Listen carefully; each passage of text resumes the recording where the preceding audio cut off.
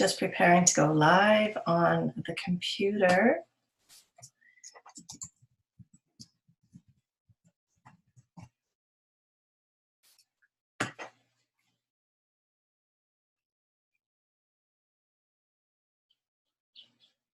I think we're almost there. Yay! Well, I'm not quite sure where I am. Interesting. Okay, so yes, we are live. I'm just double checking. We are live on Facebook. Yay! The Facebook gods are smiling on me today. That's wonderful. Hi, how are you? I'm so happy that you're here today. I'm Wendy, and this is Tuesday Talks with Wendy, and we're talking about all different kinds of things that are holistic and naturally based and have a lot to do with food, because as a nutritionist, that's what I do, and that's what I love, and this is my passion. I'm just noticing it's a bit warm in here, so I'm a little sweaty, but that's okay. We're going to get through that. Today we're talking about undereating and the effects that it can have on your body. Now, I have a program, I have a program that I offer many clients that is a fundamental whole foods based program. And within this program, it's called the BIT Nutritional Systems Program. And within this program, it actually brings some knowledge with regards to healthy eating and really allows you to implement some new strategies for weight loss, balancing blood sugars, balancing your hormones, increasing your energy, all these different wonderful things that we're all seeking. And as a result, again, it has a potential for people to lose weight on as well. But essentially, the program is a macronutrient balanced diet. And when I set up a personalized nutrition plan for people, I have an extensive list.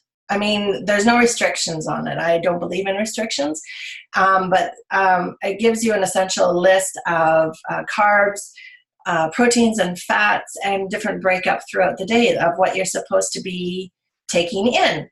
And a lot of my clients look at me like I've got 6 heads, and they look at me and they say, how the heck am I supposed to eat all this food?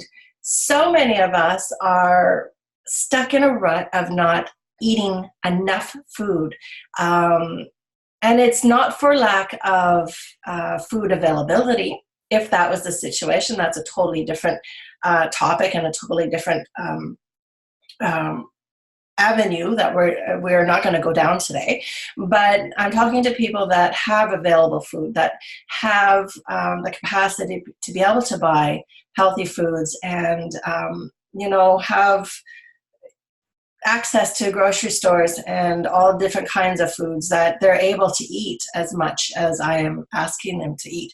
And they still look at me with confusion and wonder and not sure how they're actually going to be able to incorporate that much food into their day. And then I kind of sink a little bit, because then I understand what their major problem is the fact that they're not eating enough. So I wanted to address that a little bit today with this topic, and just, bring about some enlightenment perhaps with regards to undereating. It's, like I said, it's something that I find a lot of us perhaps do on purpose, and a lot of us perhaps don't do on purpose at all. They're just actually, because our lives are so busy nowadays, we tend to be very focused in on so many different things that we don't take the time to really just stop, relax, prepare a healthy meal, and enjoy it. Another thing is, with a lot of people, we tend to feel that we are overweight for whatever reason. We're not happy with our bodies. And essentially, we are in a perpetual diet mentality. And I say that like that because, to me, the word diet just means the food that you take in on a regular basis. It doesn't mean a structured nutritional plan. When I give somebody a plan, that is basically their diet, and this is how they're going towards it. But people have a tendency to be perpetually on a diet or in that diet mentality, trying to change their body, knowing that they should eat healthy, but not exactly knowing what to eat. And then, as a result, not eating enough on top of it. So for people that are really wanting to lose weight, that's the first thing that comes to mind. They want to really, start cutting calories. Sorry, I'm just flipping through here just to see that I'm still on. And yeah, so cutting calories as much as possible, thinking that this is where they need to really work at to lose weight. Especially people that exercise a lot. So I'm going to get into that in a little bit, but essentially my whole message to everybody that comes to see me is healthy eating and exercising are absolutely the best way to lose weight, and or get into a healthier place. So if you're going to lose a few pounds, gain a little bit of muscle, this is definitely going to be a better spot than where you are now. So it's going to be healthier either way that you look at it. But people tend to go to extremes and don't eat nearly enough food to sustain the amount of either exercise or even throughout the day. And doing this can really cause a lot of really detrimental health effects to the body. Even as much as being overweight and eating too much food. So it can be crucial on either end. And it's that whole moderation with everything kind of thought mentality that a lot of us know, but again, don't really implement into our lives. So it's crucial that we eat the right amount of food that our body needs. And undereating can be a real concern, like I said, because there are so many symptoms that you could experience with undereating. And I have a lot of clients coming to me with a lot of complaints, and they say, I don't understand, I do this, I do that, I eat healthy and whatnot, but I still have this problem and this problem and this problem. I'm going to get into a few of them in a minute. And essentially I say to them, okay, well, tell me what you eat throughout the day. And they'll tell me, oh, I had oatmeal for breakfast with some sugar in it and a coffee. And then I didn't have anything till 2 or 3 o'clock in the afternoon because I just got so busy. And then I had a granola bar. And then I wasn't able to eat anything till about 7:30 that night. And then I was so tired, and it was just some pasta, a little bit of meat sauce. I didn't have much, and I'm, trying to cut back. That essentially is a full day of carbs with very little to no vegetables, very little to no fat, and the balance is off. Blood sugars drop, insulin rise, all these different components going on at the same time, which could cause a lot of detriment to the body. So many people that want to change their diet change their weight tend to undereat for a while. And, we commonly think of this as dieting. Again, I like to call it a nutritional plan or an eating plan. And, don't get me wrong, because undereating can be okay for some people for a very short time. And you can do it for a period of time without causing so much damage. But for some people, it can get a little bit out of hand. And I'm not saying that this is a big part of the population, but there is a part of the population that takes it to the extreme form. And this is when we're looking at perhaps some really deep eating psychological problems. And at that point, I always ask my clients to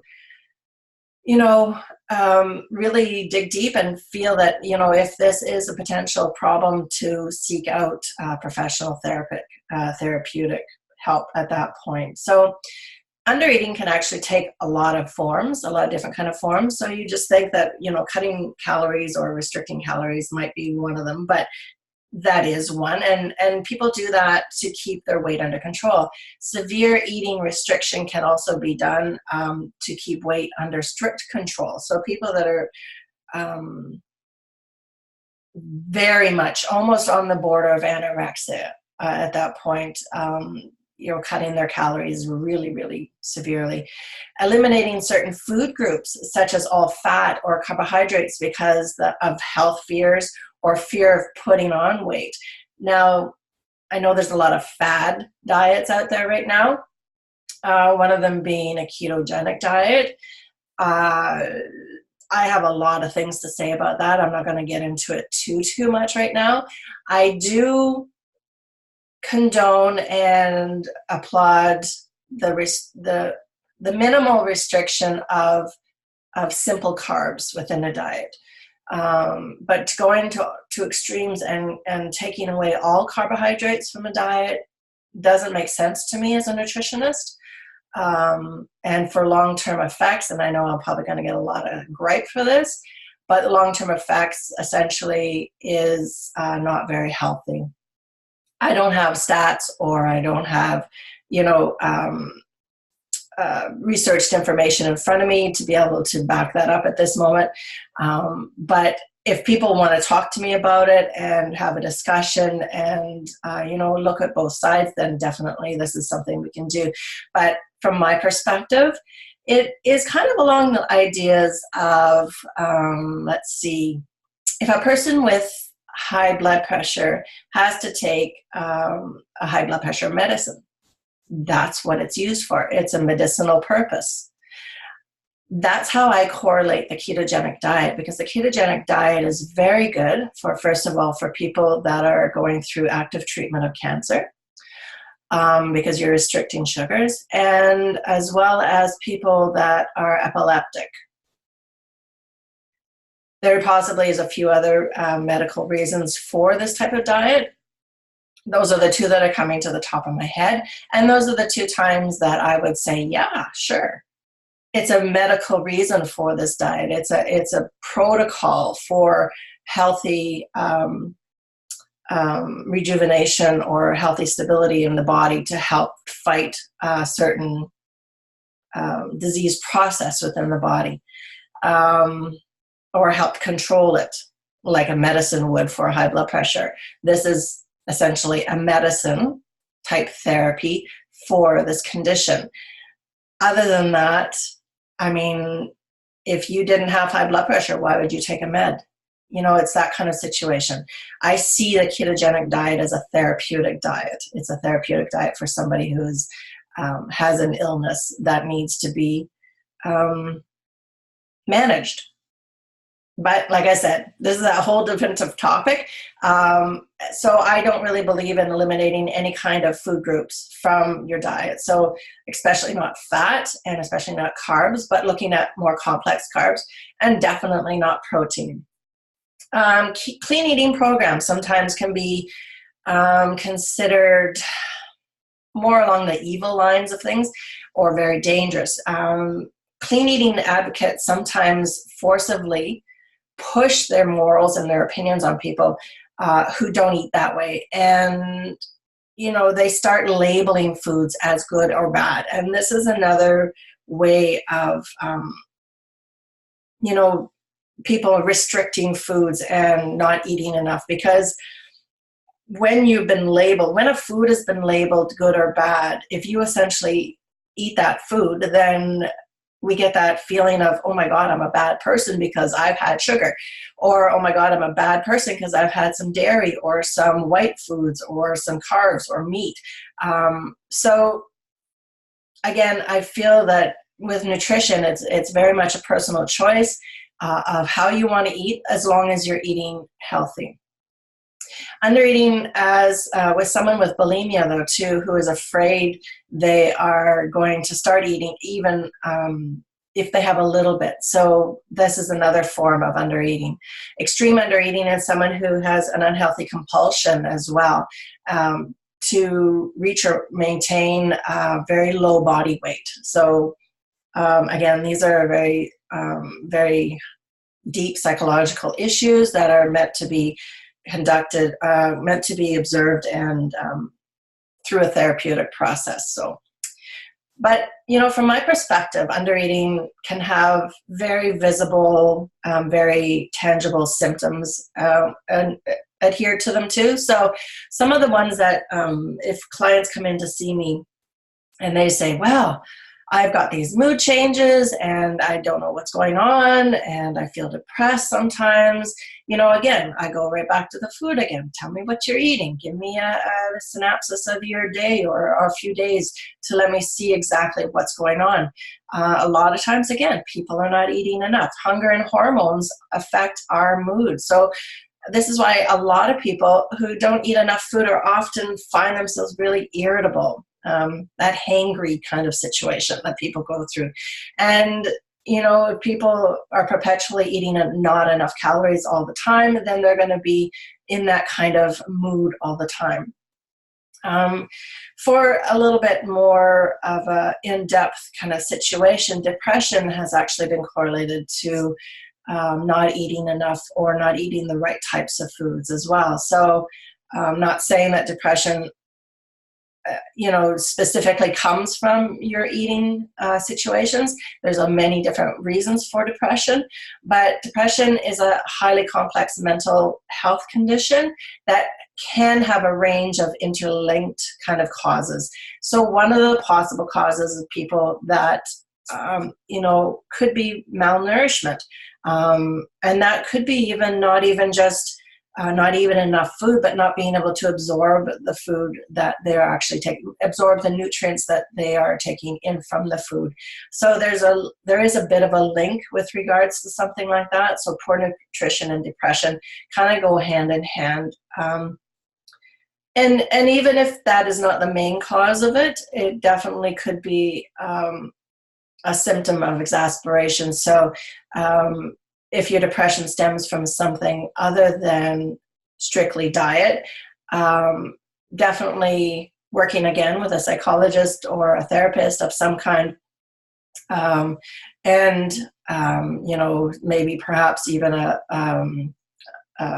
medicinal protocols as well, but then improving your diet on top of that will definitely give you a helping hand up and out of the darkness.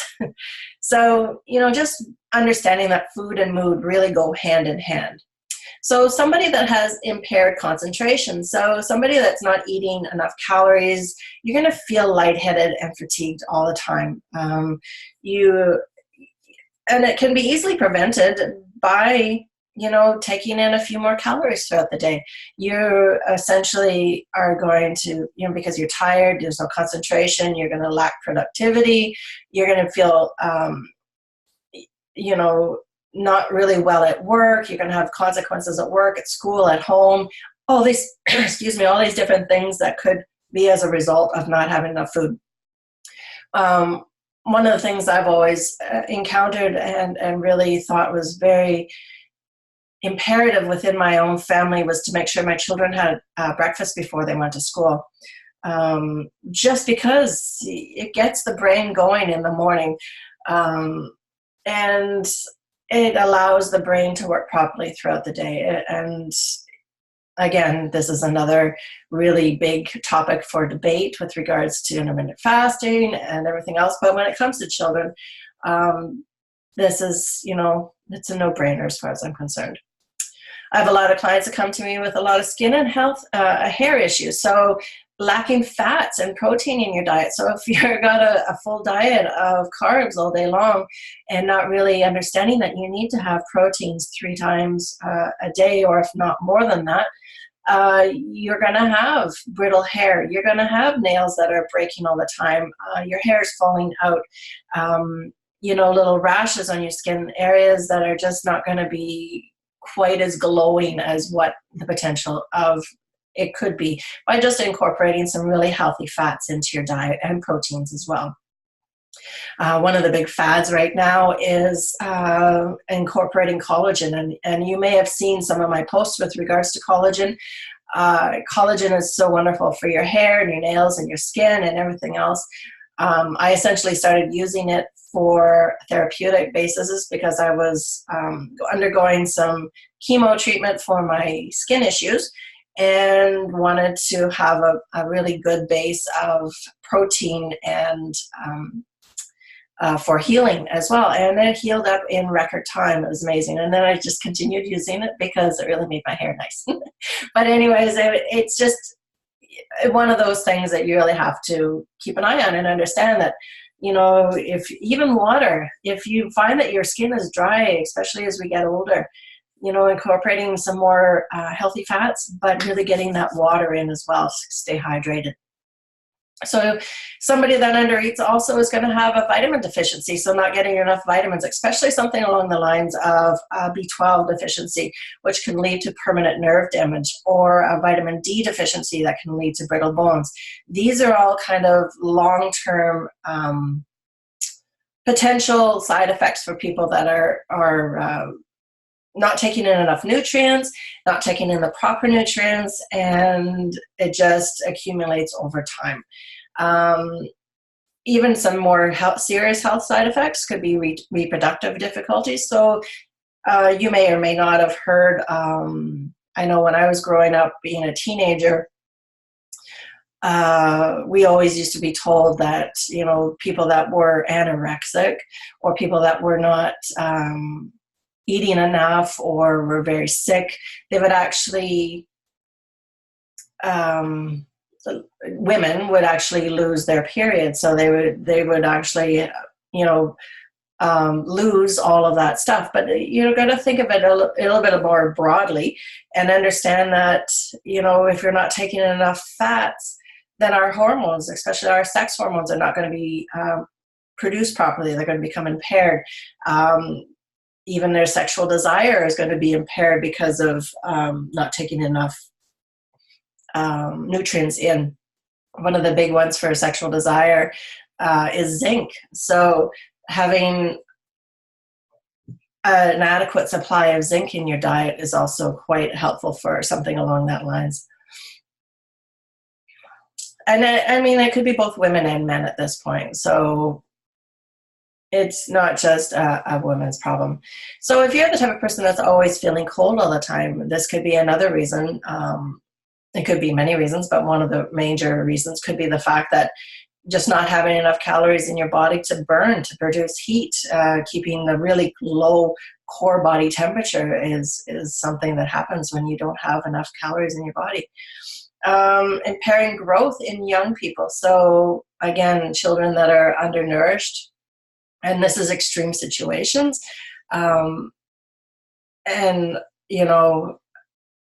Something as we become adults, if we have the ability to take in foods, we should be, because there's so much hunger and poverty out there that a lot of people do suffer dramatically because of undereating. And this is one of the major ones is with children.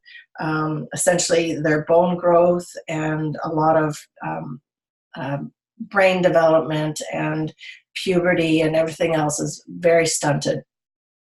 And just coming back to some normal stuff, constipation. If we're not eating enough, it's, it leads our body to be constipated, especially if we're not taking in enough raw vegetables or even vegetables alone or high fiber foods. And it can be quite difficult and painful to produce a normal bowel movement for people that don't eat enough. So the body just wants to hang on to everything. So, and one of the major things with people that do undereat, on top of everything else, is the simple fact that, and it's the one thing that I usually bring up in office when I'm talking to my clients, is the fact that your body feels that it's going to go into starvation mode because it's not quite sure when it's going to get its next meal. And then you essentially will stay in that mode for a while, and everything, including, green salads and the healthiest of foods, will turn essentially to fat. You won't lose the weight. Because your body's afraid that it's not going to be, being fed properly or consistently enough, your metabolism drops as well. And for those of you that may have come on to a webinar that I did about a month ago, just knowing that not eating enough drops our metabolism. So again, that's where the body hangs onto the food that you're taking in, no matter how healthy or not it is. And you just won't, let it go, or it won't metabolize properly within the body. So how do you deal with this? This is a big thing.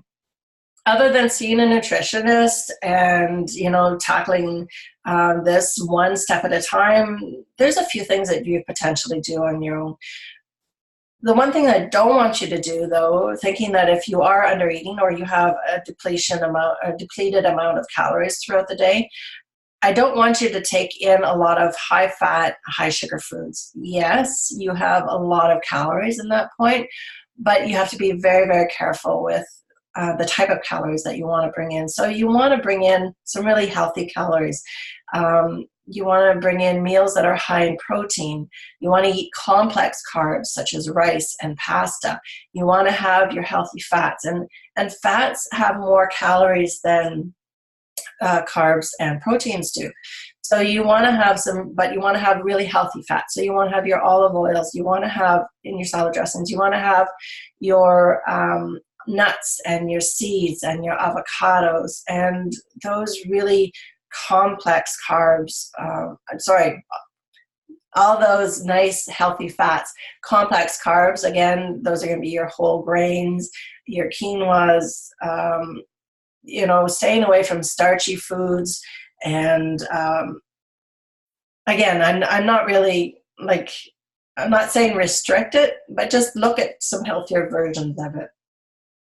Eating meals more frequently during the day. So if you have a really hard time incorporating more food into your day, divide it up through smaller periods of time. You might end up always having something in your hand on the go. Ideally, we'd like to sit down when we're eating, but if you're able to have something in your hand and, munching on an apple or some carrot sticks or something in the afternoon and having a little dip with it, ideally that would be the best, and you're able to get in more calories throughout the day. So, you're going to want to include a lot of really good vegetables throughout the day too. So in the beginning, something like smoothies might be a really good way to be able to incorporate, especially your vegetables into the day, because then you're getting a lot of really good nutrients.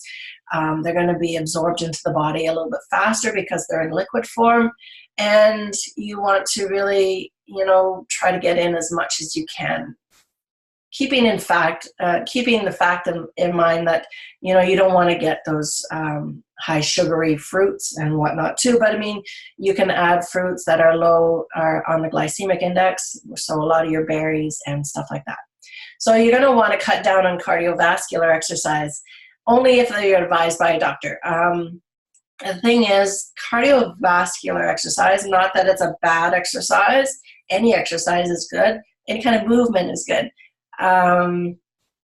The kind of exercise that you would want to do if you want to start really looking at a way of losing weight and, helping into a more healthy eating regime would be to weight lift, or doing some high intensity interval training. These kind of exercises are more in tune to revving up the body, feeding the metabolism, using up the foods that you are eating, and then, keeping that revving and that metabolism going at all times, even when you're resting. So this is something that you want to have. You want to work towards lean muscles. And not that cardiovascular is bad, but it's not the main part at this point. Again, people with any kind of eating disorders or any kind of health conditions that have been contributed from undereating or malnutrition should actually see the advice of a doctor and a therapist at that point. So it is possible to actually lose weight and maintain a weight by eating a healthy plant-filled, I didn't say plant-based, plant-filled and exercise diet and exercising moderately. as well as having a proper diet mentality as well. So those three essential things are pillars of my my Bodies and Transformation Nutritional Systems program.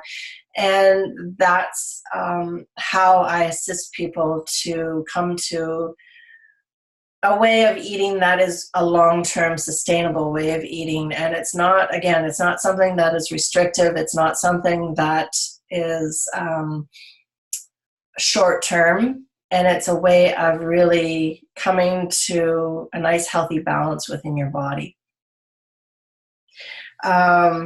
So hopefully that gives you a little bit of an idea and gives you an incentive to actually incorporate some more foods into your diet. I know throughout the day, like I said, a lot of my clients they look at me and say, I can never eat that much. But I mean, you slowly progress to a point where you weren't eating that much. So again, it's a slow progress to coming back to where you should be eating 3 meals a day and 2 snacks. At least.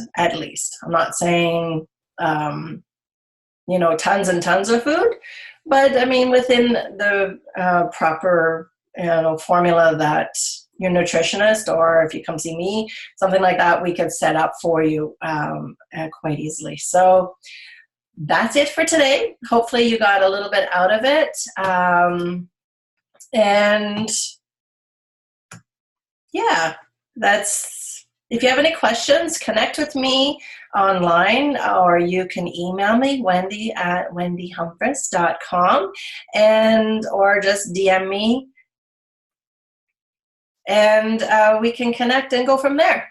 Okay, much love. We will talk to you next Tuesday. Have a wonderful week, everybody.